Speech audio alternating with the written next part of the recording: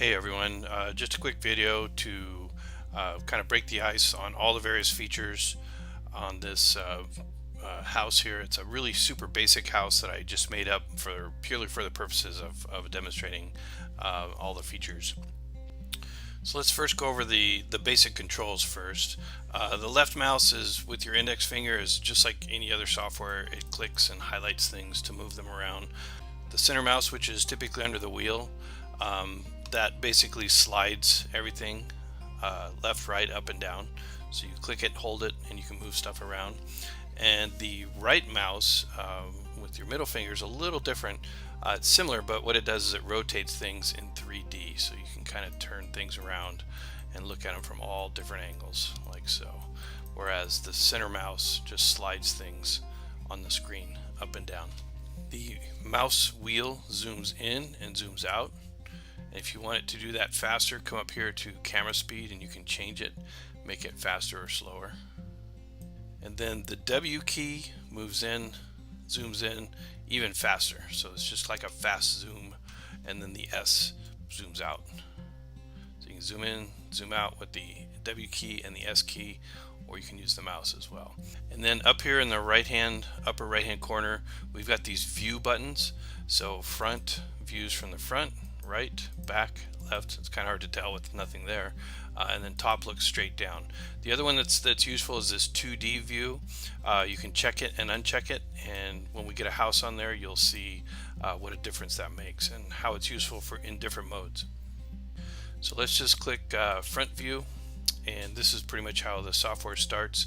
It opens up in floor plan mode and elevations. Nothing to really do here, but notice how you can set the elevations. The floor is 1/2 foot thick. We'll assume it's a slab. The rooms are 8 feet tall and there's no heel truss. Next thing to do is you click on import floor plan, and it will open up a browser. Click on the floor plan for this project, which if you got the PDF file with all the instructions on it, there's a floor plan at the top of that PDF. Just take a screen snip of that and then open that file. Screen snips will typically save as a PNG file. You can open PNGs, JPEGs, all kinds of stuff. Okay, so you just open that up and you'll see it's placed in there, but it's not really to scale. So the next thing is to scale it. And the best way to do that is do from a top view and then turn off the 2D, or sorry, turn on the 2D, turn off the 3D. And then the next thing is come over here to scale the drawing, and then you'll see these arrows. You gotta look a little close, but you'll see these arrows. Here's one here running left, right. Here's one here running front to back. Those are scaling arrows, and you basically just line them up with some known dimensions. So I know this is 30 feet across here, and it's got the marks and everything, so I'll just get that right on there as close as I can. That looks pretty good. And then down here I'll just type 30 and hit scale or enter, and now that is to scale. If you count these little blocks, these are 1 foot square blocks, if you count them, that'll be 30 of those blocks right there.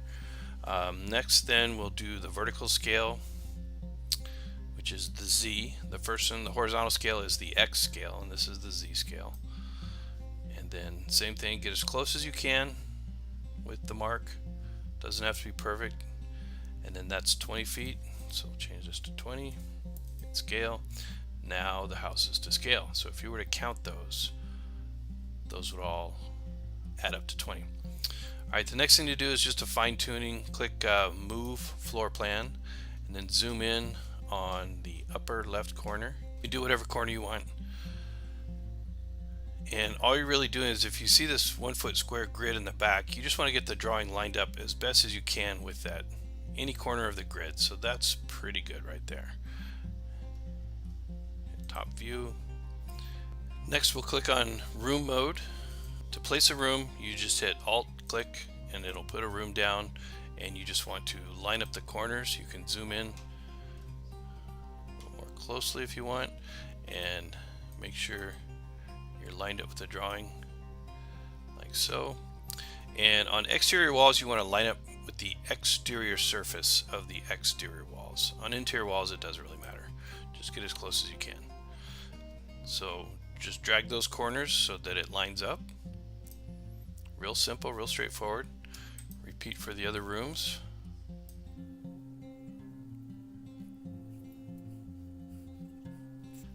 Now you notice we could put a block here for this hallway, but since it's not going to get a register, it's going to get a return grill, but it won't get a supply register. We'll just include the loads for that in the bath, and all we do is just make the bathroom bigger like that. Now you know this house is 30 by 20, so it's going to be 600 square feet. So according to the plans, this house is 600 square feet. You can check your drawing by coming into the info tab, and you can actually type that in here if you want to. But the drawing says 600 square feet. The floor plans say 600 square feet, so we're good to go. If for some reason those two numbers differ, you may have scaled the house off just a little bit, and so you can adjust it there. Next, we're going to go to window mode to place the windows, and now we want to look at the house in 3D. So we'll uncheck this 2D box, and we'll look at it from the front, and we'll zoom in here, and we see these windows. Here's a 6040, 2020, 4040, and here's a door, a 3068 door. Alright, so to place windows, really simple. You just hold the Alt key, click the right mouse, and drag it about the size of the window on the floor plans, and then just type in 6040. And then the distance from the top, let's just call it 1 feet. That's this up here. That's pretty standard. So this one, 2020, and 1 foot from the top.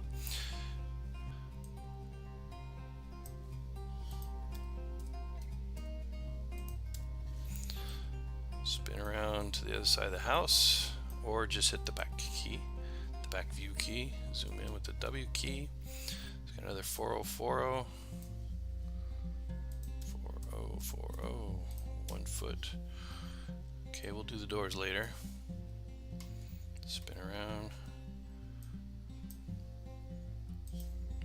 Oops, 4030, 1 foot from the top. Okay, go back to the front. Now let's place a door. Come up here, click doors, and these are 3068. Conveniently, that's what it defaults to. So just place it, go to the back, same thing, go back to the front, and that's it. Doors, windows, walls, floors, everything are done at this point.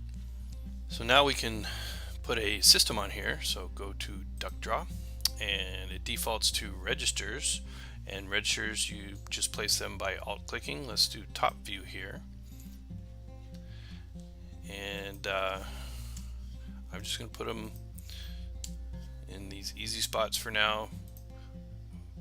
We can discuss later why I put them there, what's the best place to put registers in a room, and things like that. That can all come later. Right now we're just learning how to use the software. So one more register, I'm going to put one right here, and this is going to be the return grill. So I'm going to give it a good sized return grill, so 20 by 30. And tab, by the way, rotates all the registers. Next, I'm going to place the air handler. So click on air handler, alt click, places it. So the red represents the furnace, the blue is the evaporator coil, the white is the supply plenum, and the gray is the return plenum. So what I want to do now is I'm going to put start collars on the supply plenum, and click on start collars. So this is going to have 4 trunks, and you'll see why later. And if that supply plenum looks a little small, just go back to air handlers, click on it. It's at 24 inches. Let's make it 36, give us a little bit more room. Go back to start collars, and now we can move those around however we want to. So I know there's going to be 4 trunks on this system, 2 on each side. I laid this out in advance, just sketched it up. How to design systems will be a different video. Go back to front. Let's see, let's look at it from the left. Put a start collar on the return. You can barely see it there. Front. Okay. Go back to top. Zoom in. Okay. Now I'm going to connect these registers to the supply plenum. So go to duct mode, highlight the start collar, highlight the register, and hit enter. It's that simple. Notice that they turn blue. They both have to be blue in order for the duct to work. and then you can move ducts around with all these different handles like so. Okay, go back here, select, enter, select. Oops, see, I missed it. Select, enter. Okay, now we've got this little register here, and I could just as easily come off of here with a star collar. In fact, that's probably the cheaper way to do it, but I wanted to show you how TYs are done. So TYs are converted from these handles here. So I put the handle about where I want the TY to be, then hit enter, and you'll see this kind of funky looking TY. Hit tab to rotate it around, and then select the end, select the register, and it puts a duct there. Okay, that's a little crowded. You can move this around however you want to, but that's how you do branches off of here. If your ducts get a little bent out of shape, you can always just click on them and move them around and adjust these little handles to make the ducts nice and straight. Or if you select the handle and hit the R key, it'll make the ducts straight. Alright, let's do the return real quick. Make sure you're in duct mode, highlight, hit enter, and you see how it kind of goes through the furnace, so we definitely have to pull that one out. These green handles, by the way, adjust the angle that it comes off of the connection point.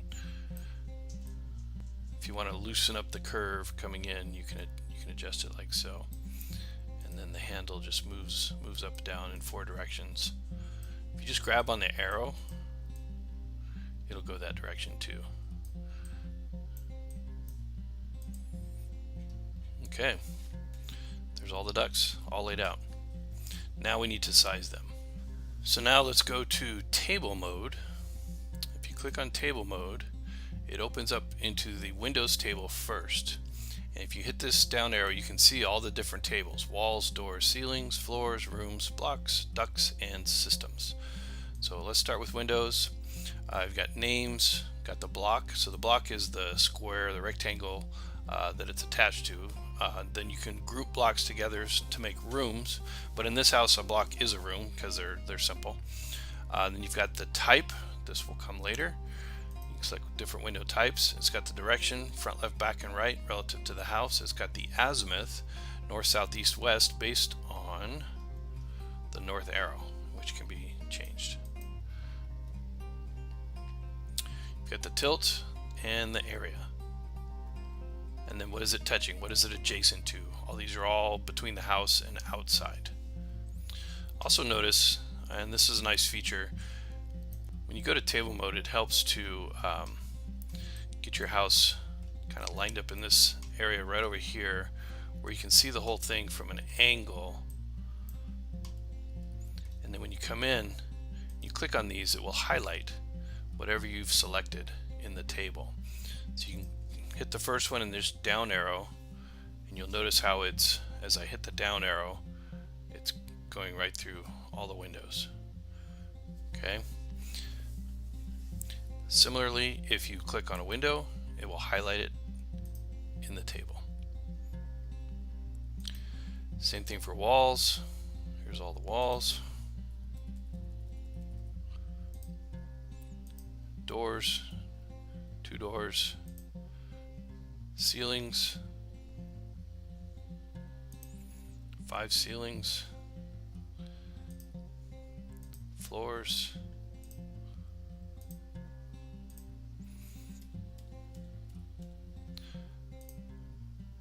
Now go to rooms. So now what we want to do is we want to name our rooms, because room 5, room 8, room 10 doesn't mean much to us. So if you click on it, it highlights it. So that was the kitchen. I'm just going to give it short names. Kit for kitchen. That was bed 1. That was bed 2. That was the living family. I'll just call it the living room. And that was the bath. That's it. So now they all have names. The next thing we want to do is give each room what we call the airflow portion, and that's the fraction of the air of the total system airflow that's going to each room. And for now we're just going to give it some round numbers, but this is where you would use your room by room load calcs if you had them. Divide the room load by the total load to get your airflow portion, and that's what you would type in here. These are fractions, not percentages, and so we're just going to use these simple numbers for now. And it's very important that these add up to 1, that they total 1.0. Alright, the next table we'll go to is ducts.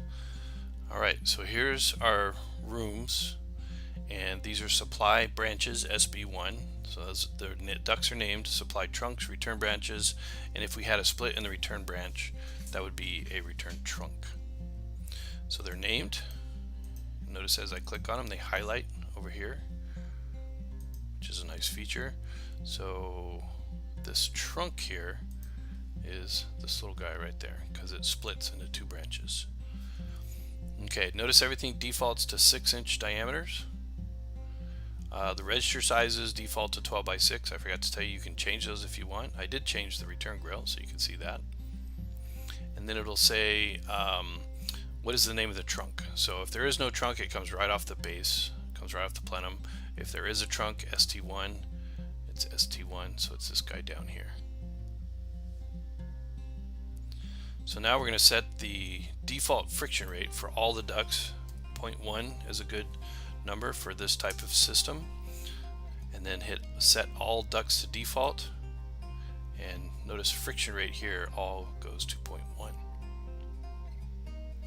Now we need to tell it how much airflow is passing through this system.